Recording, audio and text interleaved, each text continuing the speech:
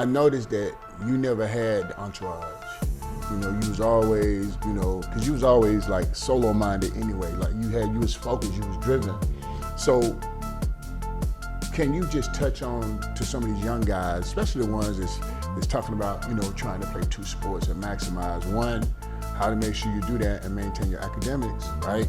Two is, okay, when you going and when people start tagging you and you say you that guy, how do you cipher out all the necessary noise and the people that want to tag along because they got their hands open expecting you to give them something?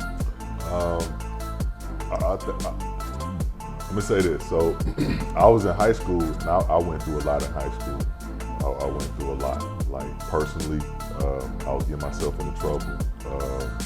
And I think that kind of made me refocus. Once I got out of that trouble, I think that kind of made me refocus. Like, you know, the outside noise is not what matters. All the BS that comes with it is not what matters. What matters is the focus and the attention that you give yourself to be able to stay on the right path. It's all, no matter what profession, no matter what occupation you're in, it's always gonna be groupies. Mm-hmm. It's always gonna be people with their hand out. It's always gonna be, especially we come from black families, it's always gonna be people looking at you for support, but they don't know your vision and they don't know where you're going. That's their life. And I think that's the biggest thing I had to separate is I can't save everybody. Mm-hmm. They gotta try and make it on their own at some point because I'm putting in all this work, I'm putting in all this extra time people don't see.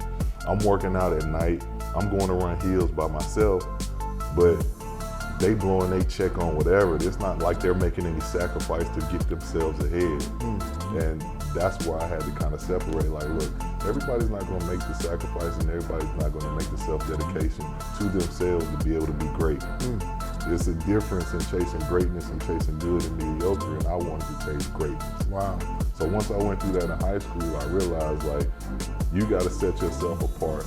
Forget everything else, everybody else, because, and you know this, all that comes with money, right?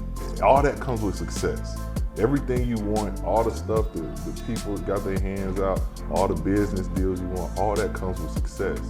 So if you attain the success yourself first, that stuff is gonna come without you even thinking about it. Mm. And then at that point, it's up to you to decide what type of path you wanna go down. Mm. None of the stuff is worth it. Like the people that's trying to bring you down, that's not on the same path as you, it's never worth it.